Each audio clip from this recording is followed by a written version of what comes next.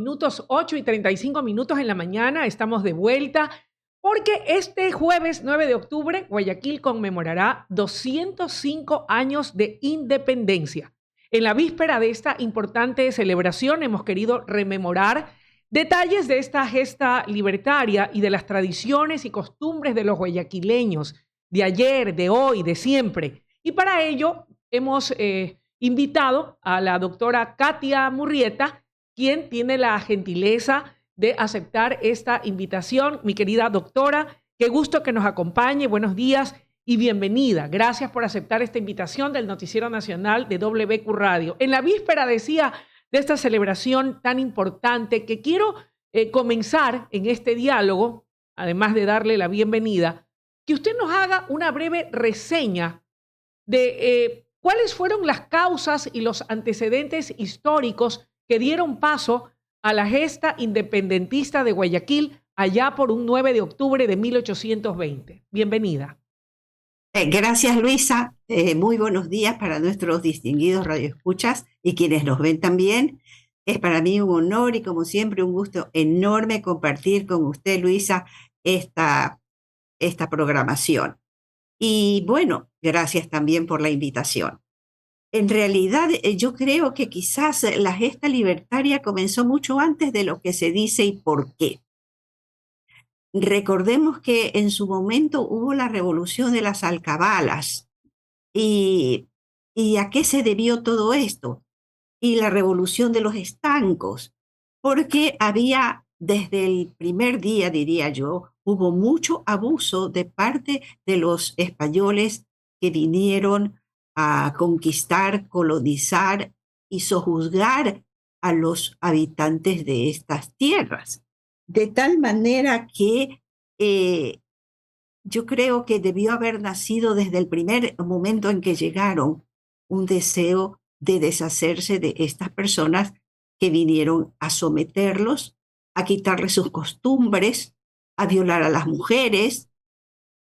Y obviamente nació una nueva raza, sí, por supuesto, pero no fue con el consentimiento de los que estaban aquí.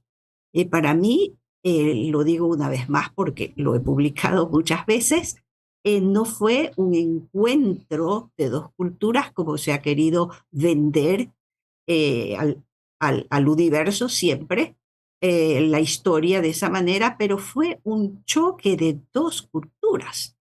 Porque nosotros aquí en lo que hoy es América, teníamos una estructura gubernamental, administrativa, y esto se planificaba de tal manera que aún hoy con los descubrimientos que hacemos, o que hacen más bien los científicos, se muestra la admiración por lo que había en aquella época antes de que arribaran los españoles, no solamente, como decía, una estructura gubernamental y administrativa, sino también una estructura en la construcción de las ciudades, en el urbanismo de las ciudades.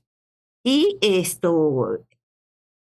pensemos, por ejemplo, en México, en la construcción de las pirámides, que hasta el día de hoy a veces no se descifra cómo y por qué llegaron a hacerlo, las acequias en el Perú, en fin, todo lo que había en el territorio, repito, que es hoy americano. Entonces, ahí debe haber empezado desde el primer día por el sometimiento. Sin embargo, si ya vamos a los hechos mismos, como la gente de aquí, la autóctona, y luego los criollos, porque quienes eran los criollos eran los hijos de españoles nacidos en tierra ya llamada americana. Fueron realmente los criollos, porque también había un sometimiento. La estructura o la pirámide era el pueblo llano. Incluso recordemos que hubo gente traída como esclava para ayudar a los indígenas en la explotación de las minas en condiciones insalubres. Trajeron también de África, trajeron a los esclavos. Entonces, había esa casta, por ponerlo así, totalmente aplastada. Y claro, empezaron a nacer del fruto de la unión de las Indias propias de aquí con los españoles, nacieron los que se llamaron luego los criollos, a cuyo mando realmente estaba la administración, el gobierno de las provincias y de las ciudades particularmente. ¿Cómo no? Entonces, como le decía, hubo la rebelión de las alcabalas, esto fue en 1592. Y en 1765 hubo la rebelión de los estancos.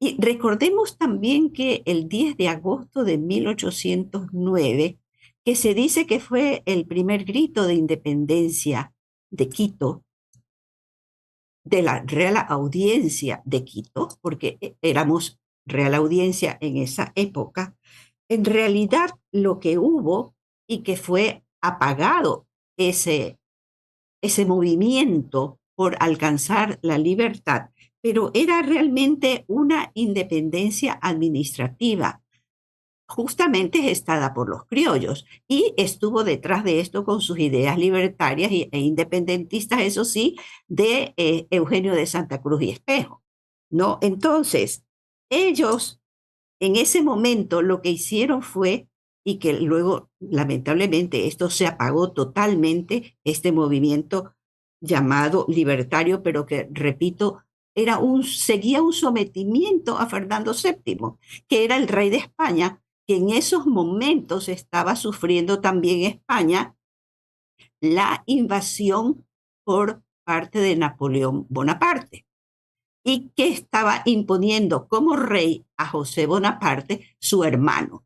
Entonces, aquí el 10 de agosto de 1809, repito, no era realmente una independencia como nosotros en Guayaquil la concebimos el 9 de octubre, años más tarde, en 1820, una separación total del régimen de colonización por parte de España. Claro que No, sí. claro, en ese momento era simplemente que ellos querían implementar un gobierno administrativo y nada más, pero sin separarse de la corona española. Mi querida Entonces, doctora, diga. permítame que la interrumpa un momento, pues vamos a continuar con el diálogo, manténgase allí porque hay una información muy importante que el país debe conocer. Voy a ser muy puntual. Escuchen con mucha atención, amables oyentes y televidentes. Allanamientos en Guayaquil y San Borondón por presunto lavado de activos. La Fiscalía General del Estado ejecutó este miércoles 8 de octubre del 2025 varios allanamientos en Guayaquil y San Borondón dentro de una investigación por presunto lavado de activos. Según informó la institución, se indaga a 6 personas naturales y 5 jurídicas por movimientos financieros que no tendrían justificación económica ni comercial. Fuentes cercanas al caso confirmaron a Diario Expreso que entre los domicilios allanados se encuentran las viviendas del alcalde de Guayaquil, Aquiles Álvarez, y de sus hermanos. Durante los operativos, los agentes recolectaron documentos, dispositivos electrónicos y otros elementos que serán sometidos a peritajes. El caso se encuentra en fase de investigación previa, por lo que la Fiscalía no ha revelado detalles sobre los montos o transacciones bajo sospecha. Este proceso se originó tras un reporte de operaciones inusuales e injustificadas emitido por la UAFE, entidad adscrita al Ejecutivo. Cabe recordar que Álvarez también enfrenta otro proceso penal por el caso AAA relacionado con una presunta venta ilegal de hidrocarburos. Hasta el momento, el alcalde Aquiles Álvarez no se ha pronunciado públicamente sobre los allanamientos. Esta información está en desarrollo y en la medida que se generen más elementos, más nuevos datos sobre este tema, estos allanamientos que se han hecho en Guayaquil y San Borondón, estaremos interrumpiendo nuestra programación regular para seguirlos compartiendo con ustedes. Y ahora sí vamos a retomar el diálogo con la doctora Katia Murrieta, con quien estamos conversando acerca de todos los antecedentes históricos que dieron luego paso a la independencia de la ciudad de Guayaquil un 9 de octubre de 1820. Doctora, usted en esta primera parte de la entrevista nos ha dado a conocer cuáles fueron las reales motivaciones que dieron paso a la independencia de Guayaquil y esa primera parte que comenzó a gestarse muchos años antes. ¿Qué pasó luego de este episodio al que usted hace referencia? ¿Cuáles fueron esos hechos puntuales más importantes que finalmente culminarían con la independencia de Guayaquil? Y en ese mismo contexto le pregunto, ¿cómo o de qué manera contribuyó la independencia de Guayaquil el 9 de octubre de 1820 para poder debilitar el dominio español que existía hasta entonces en nuestro territorio? Sí, gracias Luisa por la interesante entrevista. Bueno, continuando con esta historia que la hacemos muy apretada por el tiempo, ¿verdad? ¿Quiénes? Usted me preguntaba, y bueno, ¿cuáles fueron los factores? Bueno, ya venían las ideas libertarias también de otros sitios, porque evidentemente no solamente lo que hoy es Ecuador, en aquella época, repito, Real Audiencia de Quito, se sufrían los maltratos de los cuales una de las pocas personas que reportaba a los reyes de España diciendo la verdad, porque se falseaban los hechos cuando hacían los reportes a la corona, fue el padre Las Casas, porque él se compadeció mucho de los indios. Pero entonces, las ideas libertarias, como le decía, surgieron en algunas partes de lo que hoy es América, y entre ellos podemos citar ya pues a Simón Bolívar, obviamente, a Sucre, Antonio José de Sucre, y ya centrándonos exactamente en lo que es nuestra provincia, lo que era la provincia de Guayaquil y que luego se denominó la provincia libre de Guayaquil a partir de 1820, el 9 de octubre, eh, venían con estas ideas libertarias. Y yo creo que vale la pena mencionar a José de Antepara, José de Villamil y José Joaquín de Olmedo en el Ecuador, en lo que hoy es Ecuador. Y por otra parte, a los venezolanos que vinieron acá, León de Febres Cordero, Urdaneta y Letamendi. Entonces, en realidad, cuando se empieza a fraguar ya la revolución fue el 1 de octubre de 1820, que empiezan entonces a confabularse en la casa de Villamil. ¿Y qué es lo que ocurre? Ahí es cuando nace pues esta, que no es leyenda, sino que es historia, que Isabelita Morlás, la hija del anfitrión de Villamil, tiene la idea de organizar un baile para que no se despierten las sospechas de que se estaba fraguando, se estaba haciendo un complot para alcanzar la independencia, que se daría en 9 días más tarde. Y a esta reunión en que vinieron las personalidades más importantes de aquella época y que se sabía que querían una libertad, eh, tuvo lugar el baile y ahí empezaron a organizarse y a ver cómo sometían a los batallones que había en esa época y también quienes estaban de acuerdo de entre esos soldados con la libertad, con alcanzar la libertad, esta vez sí, la independencia de la corona española. Y esta revolución fue fraguada en apenas, yo diría, 8 días, del primero hasta en la noche del 8 de octubre, y en que finalmente pues se da la revolución que evidentemente costó vidas, sí, costó vidas, pero al fin se logró la planificación que llevó a que los independentistas o nuestros libertadores, por ponerlo de alguna manera, redactaron un acta. El acta, que me voy a permitir, si me ¿Cómo no? permite. Adelante, por favor. Sí tenemos el tiempo. Adelante. Gracias. Voy a leer un pequeño extracto, ¿no? Pero quisiera decirles algo muy curioso. Me tomé el trabajo de leer todos los nombres de quienes suscribieron esta acta el 9 de octubre de 1820. Fueron 180 personas. Wow. Y entre esas 180 personas, y aquí tuvo un papel muy importante José Joaquín de Olmedo, quien fue nombrado el jefe en ese momento, ¿verdad? No hubo el nombre de una sola mujer, ninguna. Y no creo que no haya habido mujeres, porque sí las hubo, que sí se dedicaron a luchar por, no solamente por la independencia, sino por mejores días de nuestro país, etcétera, etcétera. Mire qué Pero ¿qué dice la? particularidad tan triste, mi querida doctora. Empezando por la hija de Villamil que organizó la eh, fiesta. Exactamente. Imagínense. Y la mujer de Villamil. Así es. En Y la fin. mujer, así es, Ana Garaycoa. ¿Vio? Bien. Entonces, ¿qué dice el acta? En la ciudad de Santiago de Guayaquil, a 9 días del mes de octubre de 1820 años y primero de su independencia. Reunidos los señores que lo han compuesto, a saber, los señores alcaldes, y entre ellos está doctor José Joaquín de Olmedo, Pedro Santander,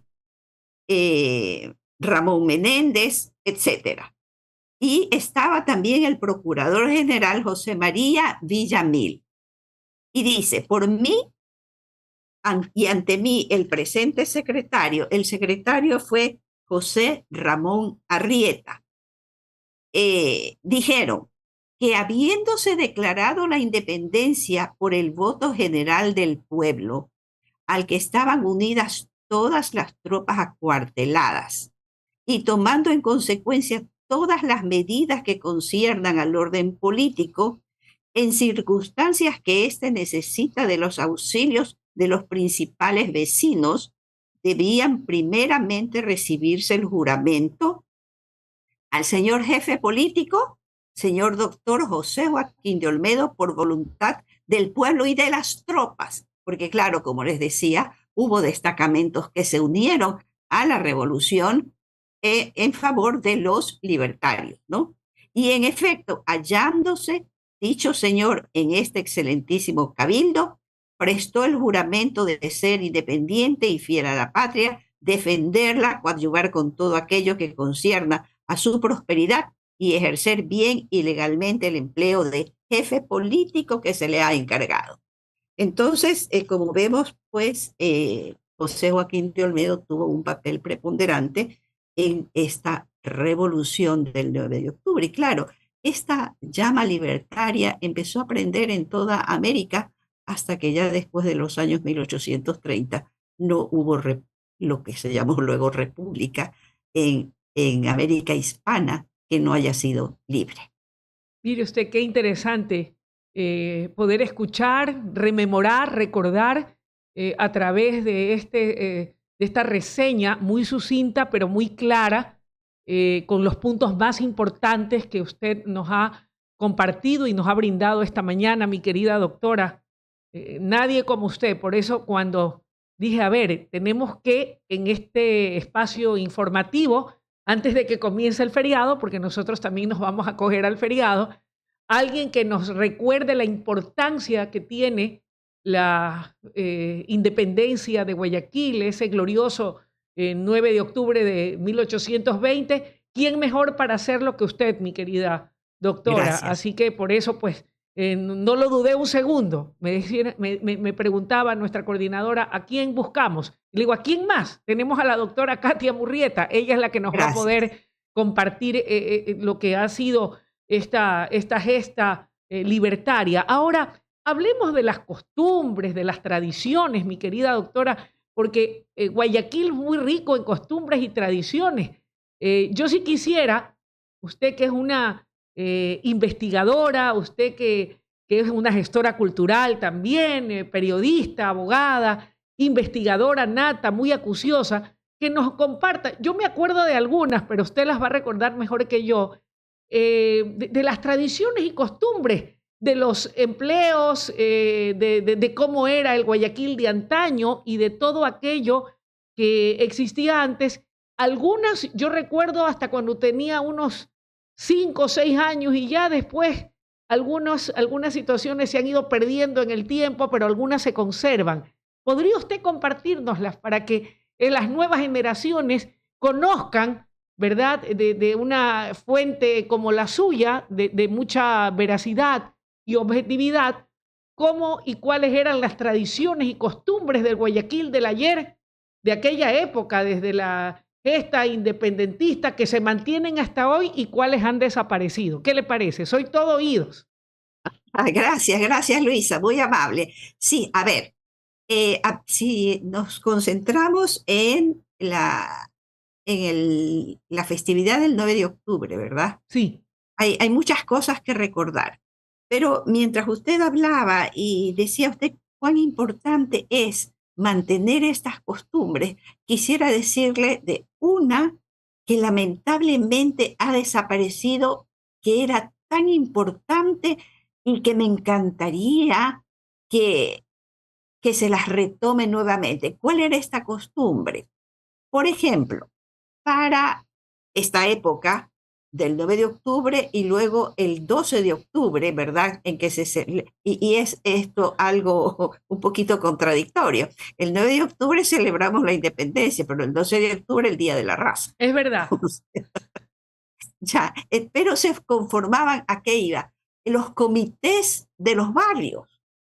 Había mucha unión es verdad. y había mucha fraternidad y había mucha protección. Pero y no solamente eso, había algo muy importante que yo creo que casi que lo hemos perdido.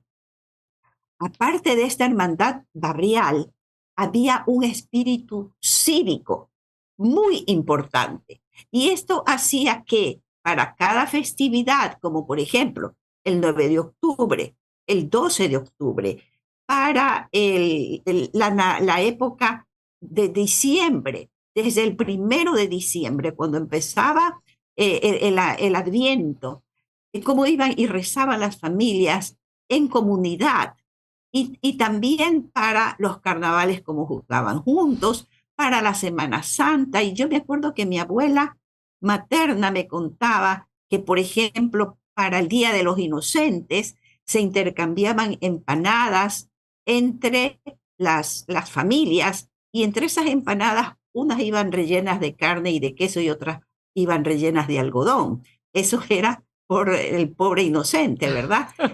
Por ejemplo, para abril, para la Semana Santa, se intercambiaban las fanescas. Claro, Entonces, eso era muy sano y mire usted que si lo asimilamos ahora a cómo vivimos la violencia, la inseguridad y el terrorismo en cada uno de los barrios de Guayaquil, realmente esa paz, esa hermandad, esa fraternidad ha desaparecido y yo creo que es un elemento que debiéramos de tomar en cuenta para hoy día volver a unirnos en defensa de nuestra libertad y de nuestra seguridad, ¿no? En todo caso, eso por una parte, pero ¿qué hacían entonces estos comités barriales? Cada uno recogía un poco de dinero, la colaboración del uno o la colaboración del otro, y ¿cómo festejaban?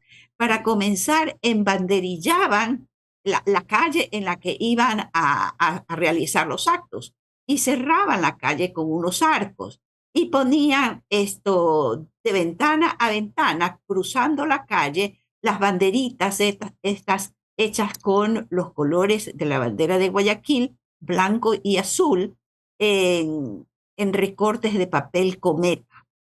Se hacía entonces el palo encebado eso. y eso también se ha perdido. Entonces, ¿qué se ponía en el palo? O sea, había que llegar, mucha cera en una especie de poste, ¿verdad? Y arriba tenía que llegar el que tenía el coraje de subirse hasta coger lo que había de premio y muchas veces lo tenía que lanzar y el pobre cuando llegaba abajo ya no tenía nada. Porque Eso es cierto. Lo recuerdo, claro que sí. sí, eso por una parte. Y ahí mismo también las ollas encantadas que se cogía y se ponía las piñatas, ¿verdad? Las ollas de barro que las llenaban de golosinas, de cosas, de juguetitos, etcétera. Y claro, había unas que también las llenaban de serrín. Por supuesto. Entonces, Doctora, la comida sí, criolla. Hacían el también, festival de la comida efectivamente, criolla en el barrio. que comprendía la salchicha, la fritada, el encebollado, Es cierto. el pernil que se llama ahora, ¿cómo era que se llamaba antes? Era esto, bueno, La pierna de el cerdo, hornado. el hornado, eso, El claro que sí. hornado, exactamente. Entonces, más esto, las golosinas, pues las bolas de maní, por ejemplo, que se vendían en esa época, ahora todavía las venden, pero hay que pescarlas, pues vienen desde Manabí. Es Pero cierto. entonces, sí, ¿y qué más había? Por ejemplo, la carrera de ensacados, que los chicos se metían en un saco y corría, y tenían que ir el que llegaba primero, ¿verdad? Pero corriendo, pero dentro del saco, Es lo cual verdad. obviamente no era fácil. Así Pero es. además recordemos que había la madrina del barrio También, a la que le también. ponían una cinta, la chica más bonita, y había la proclamación y los parlantes con la música, ¿verdad? La música de aquella época. Y había también el torneo de bicicletas, que tenían que pasar y poner con una, no sé cómo era, no lo recuerdo muy bien cómo era esta costumbre, que tenían que esto ensartar en una cinta y bueno, pues el que lo lograba hacer se llevaba el premio que era financiado por las colectas que se habían hecho en el barrio al efecto, ¿verdad? También esto, recordemos que había los desfiles náuticos y los desfiles que obviamente al día de hoy subsisten con las bandas de guerra de los planteles, las cachiporreras y esto, y eso pues el desfile es algo que antes se hacía en la calle 9 de Octubre y que ahora creo que ya lo mandan a Los Amanes o a otros barrios, pero lo típico, lo normal era ver el desfile en la avenida o en el Boulevard 9 de Octubre. Entonces, esto, ¿qué otra cosa podría Algo que yo esto? recuerdo, mi querida Sí. doctora, Ujú. la venta de carbón en las calles. Yo tenía 5 años de edad y recuerdo, yo vivía en todo Ayacucho, entre Tulcán y Carchi. Ahí mis padres alquilaban un chalecito y ahí vivía yo.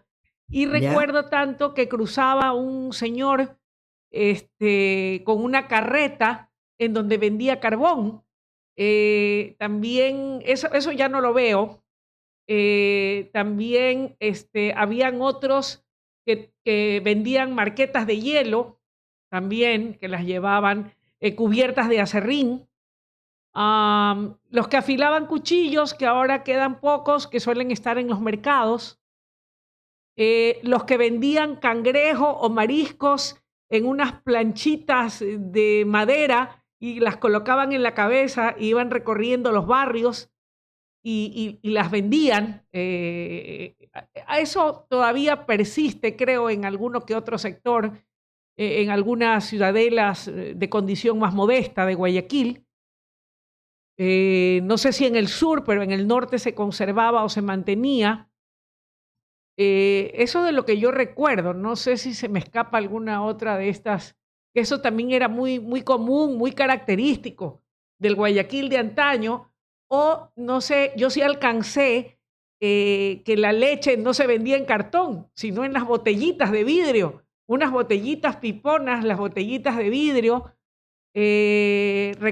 La- Recuerdo también los caramelos, estos eran unos caramelos enormes que venían de todos los colores, eran beige y tenían color amarillo, rojo, verde, azul, pero no recuerdo el nombre de estos caramelos, pero eran unos caramelos gigantes que los vendían en las tiendas y yo era emocionada porque cuando mi papá me llevaba a la escuela caminando, entonces, me decía que si me portaba bien, me compraba estas no sé si eran bombolinas o algo por el estilo, y entonces yo era, pues, emocionada, y me portaba de lo mejor posible para que me compren una bombola de esas, y andaba como Kiko con una bombola de cada lado, porque eran gigantes.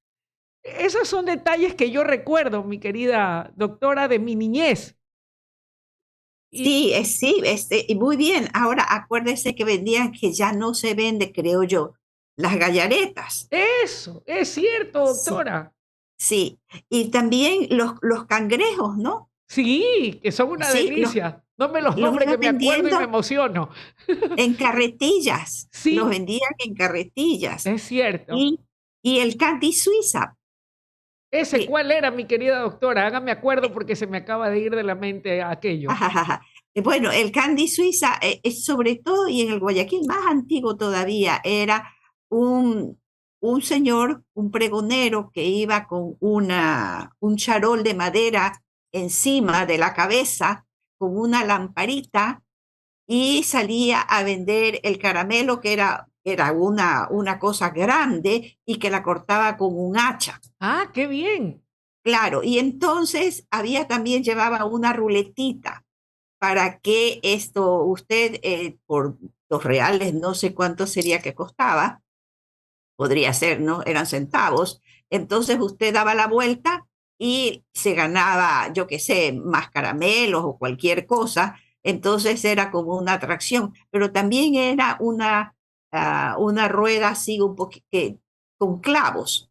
O sea, era un trozo de madera, un Ya, tablero de madera donde estaban los clavos distribuidos en forma de círculo, y ahí había en la parte superior una cosita con la cual se topaba el clavo. Y claro, donde era el premio, los clavos estaban colocados de manera más próxima, de tal forma que era bien complicado sacarse el premio, es ¿no? verdad. Pero, Imagínese usted. pero Oiga, y el chocolate y los aplanchados, mi querida doctora, nos estamos olvidando de aquello. claro, pero el chocolate era en carretillas, básicamente en el malecón, Eso, por claro que donde sí. estaba la Plaza del Sur, el Mercado del Sur, que ahora es el centro de, Del ¿cómo Palacio que? de El Palacio Cristal, de Cristal, claro. efectivamente. Y Sí. me recuerdo de la Macarena, pues mi querida doctora, ese era mi parque de diversiones, Ah, ahí en la claro. Casa de la Cultura, ahí atrás, recordará usted. Y más lejos por la piscina olímpica, creo que era que estaba el American Park. Claro, claro que Sí. sí. Mire Que yo le usted, decía a mi abuela: Lléveme al American Pana". ah, vaya. Y recuerdo en mi niñez, yo ya tengo 56 años, mi querida doctora, pero yo Sí. recuerdo que no había nada más gratificante para nosotros, y digo nosotros, mis hermanos y esta servidora, eh, mi tío Pepe, que en paz descanse, hermano de mi padre, que también ya falleció, nos llevaba, así mismo, si nos portábamos bien, a andar en bote en el Salado. Y mi Ah, tío remaba, e íbamos todos los sobrinos con mi tío, que era soltero todavía antes de que se matrimoniara, y llevábamos a 2 perros que teníamos, 2 perros grandes, un Doberman y un dálmata, uno en cada, vaya, junto con los 3 muchachos, porque todavía no nacía el último, éramos los 3 sobrinos, y los 2 perros, y mi tío remaba en un bote del Salado y recorríamos el Salado, y esa era una linda experiencia. Y ni qué decirle de jugar bajo la lluvia cuando éramos niños y podíamos salir junto con los demás niños del barrio a jugar, a correr, en fin, a jugar a las escondidas, a jugar al puente se ha quebrado y demás juegos infantiles de la época, pero por sobre todas las cosas era emocionante jugar bajo la lluvia. Vea qué tiempos tan hermosos, mi querida doctora, que uno los recuerda y siente es volverlos a vivir en experiencias gratas que quedarán así indelebles en el corazón y en la memoria. Ahora, ¿cómo están las cosas, mi querida doctora? Todo lo que ha cambiado hoy, no solamente en Guayaquil y en el país, pero ¿hacia dónde camina Guayaquil? Hemos hoy día recordado un poco de lo que fue la gesta de la independencia de Guayaquil y los momentos hermosos que vivimos en ese Guayaquil del ayer y también en el Guayaquil moderno que ha crecido pujante, hermoso, y recordábamos la forma en la que se celebraba a lo largo de la avenida 9 de octubre, esas reuniones en los barrios, esa confraternidad que usted dice y esa unidad en cada barrio para querer ver más linda nuestra ciudad, pero lamentablemente en buena medida se ha perdido, mi querida doctora. ¿Hacia dónde camina Guayaquil? ¿Usted cree que podemos recuperarla y rescatarla? Bueno, ese es nuestro deseo y yo creo que hacia allá debemos dirigirnos, no solo mentalmente, sino físicamente, es decir, emprender acciones para. Yo creo que ya Guayaquil se nos salió un poquito de las manos por el crecimiento que ha tenido, por la migración de la gente del campo a la ciudad, que empezó en los años 1950, cuando nosotros como Guayaquil teníamos solamente 250.000 habitantes. Y fue ya con esta explosión demográfica que se vino la gente del campo a la ciudad, asusada por los políticos de turno de esa época, y comenzó el Guayaquil a crecer de manera desmesurada, desproporcionada y sin planificación alguna, porque nosotros ya teníamos, hablo años 50 por historia, una deficiencia o insuficiencia en la atención de las necesidades básicas, de servicios básicos, como alcantarillado, por ejemplo, la distribución de agua potable, luego agua potable entubada, electrificación, aceras, bordillos, etcétera, relleno. Bueno, pero al tener esta migración y recibir a todas estas personas que vinieron, repito, del campo a la ciudad, todo se descontroló, se salió de las manos. Entonces, mire usted que al año 1970 ya llegamos al 1.200.000 personas, si mal no recuerdo. Y así ha ido creciendo la ciudad, repito, en forma desmesurada. Entonces, ¿qué es lo que habría que hacer a mi criterio? Una nueva planificación administrativa y dividir la ciudad en distritos, de manera que se pueda controlar mejor y aparte del control, una mejor atención a las necesidades de cada barrio e incorporar de manera efectiva para que la gente de los barrios se organice y colabore con su distrito, y al colaborar con su distrito lo está haciendo con su ciudad. Ahora, esta es una idea que obviamente a los políticos no les atrae para nada porque no les conviene. Pero yo creo que eso debiera ser así. Como por ejemplo también dividir el registro de la propiedad en distritos, y así hay menos concurrencia de usuarios y que mejoraría entonces la atención al público en todo sentido.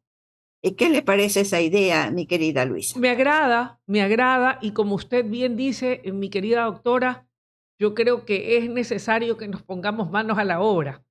Sí, Los guayaquileños siempre nos hemos caracterizado, y ya lo vemos, así lo reseña la historia de nuestra ciudad, por tener iniciativa propia.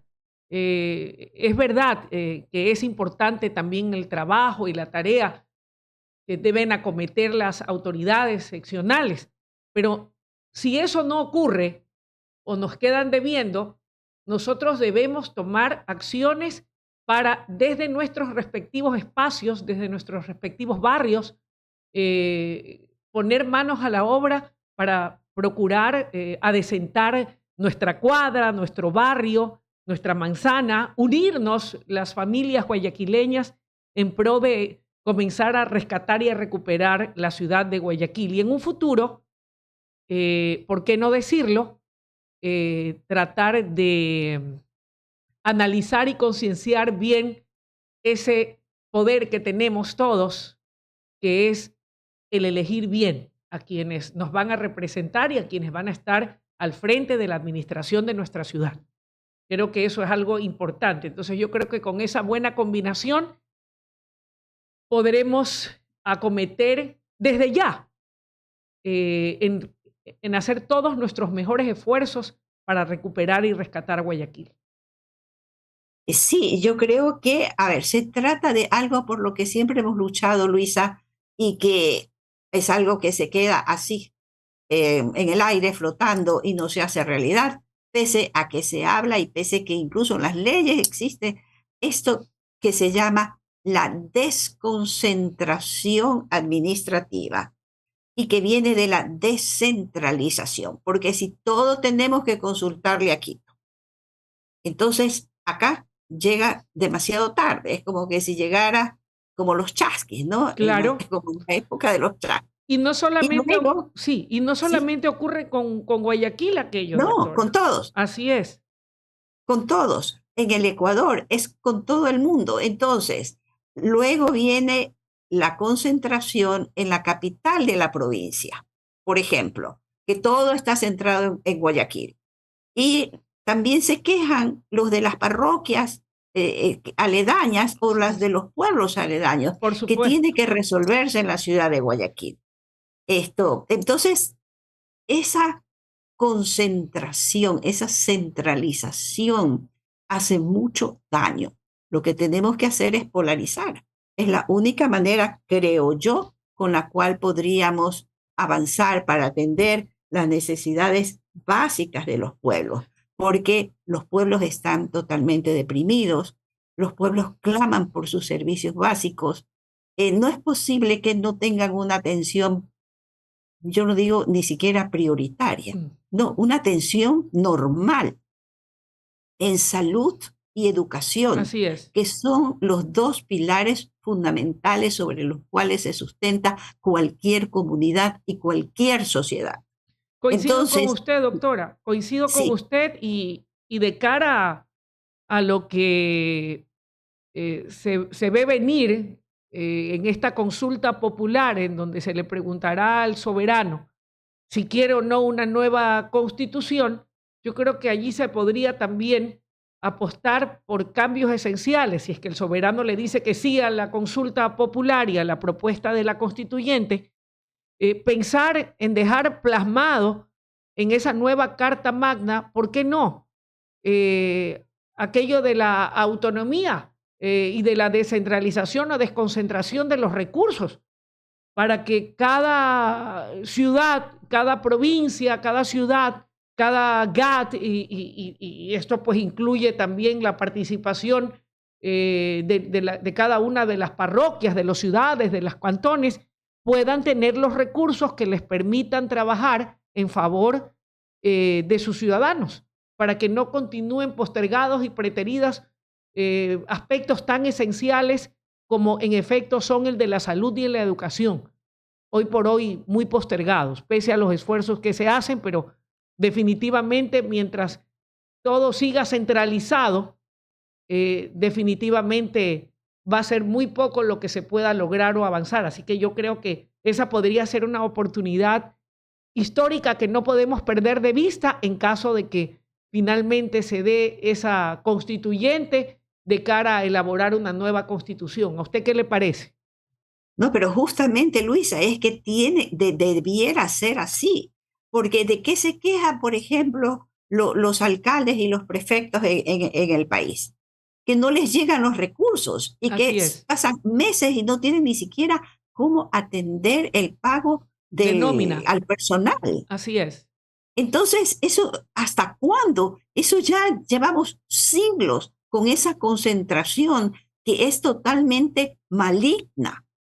Porque, ¿por qué tiene que entregarse? Todo se concentra en algo que se llama la capital de la República. Todos los recursos se concentran ahí y de ahí se distribuye a través de los distintos ministerios y les llega tarde malo nunca. Entonces, ¿cómo podemos exigir a un alcalde de cualquier cantón que sea o a un prefecto de cualquier provincia que sea que atienda las necesidades estas básicas de los pueblos? Que si los puentes en el invierno que se cayó este puente, se cayó el otro, pero no, pues no tienen, carecen de los recursos necesarios y hoy día se están quejando.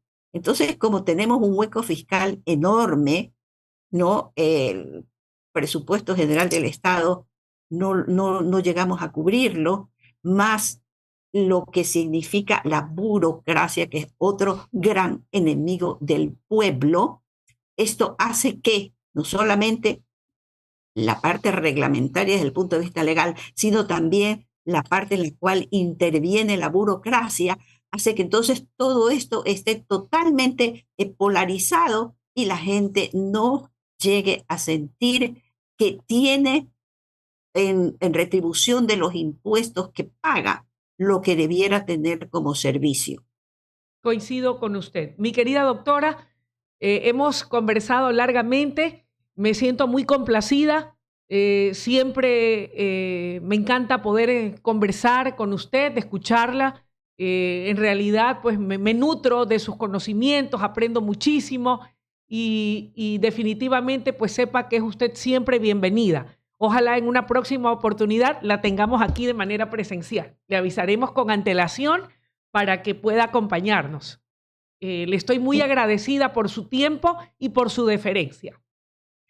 a usted, mi querida Luisa, siempre es extremadamente grato y también muy ilustrativo para mí conversar con usted, una periodista de fuste, inteligente, muy bien informada y sobre todo con un corazón muy grande y que ama muchísimo a su país. Le agradezco infinito y para todos que tengan un excelente feriado, que lo disfruten y que ojalá el Ecuador muy pronto sea un país libre, libre, pero ya no, porque ya no lo necesitamos de una corona, sino libre de la inseguridad, de la violencia, del terrorismo y del narcotráfico. Muchas gracias. Buen Hago día. voto por eso. Muchas gracias, mi querida Gracias. doctora. Que tenga un buen día. Igual, Amigos, ha sido la gracias. intervención de la doctora Katia Murrieta, columnista de diario El Universo, una mujer culta, preparada, que siempre nos invita a reflexionar, a escuchar de todos los tópicos, porque con ella se puede conversar de todos los temas. Nos ha hecho una remembranza de la historia de la ciudad de Guayaquil, de cómo logra su gesta independentista el 9 de octubre de 1820, de las motivaciones que dieron lugar a esa revolución de octubre, de la importancia que tuvo no solamente para liberarnos del yugo español, sino aquí en Guayaquil y en el resto del territorio nacional, sino en toda la región, porque a partir de eso fuimos pues un referente y vino como un efecto cascada, ¿no? La libertad de los demás pueblos de la región. Y hemos recordado también con mucho cariño las costumbres, las tradiciones de ese Guayaquil de antaño. Algunas se resisten a morir, pero qué hermoso es recordar, porque recordar es volver a vivir. Y hemos finalizado pues juntas reflexionando de lo que queremos, no solamente para Guayaquil, sino para el Ecuador y de lo importante que es ese compromiso en el que debemos estar unidos todos. Así que enhorabuena, enhorabuena. Son las 9 de la mañana con 23 minutos.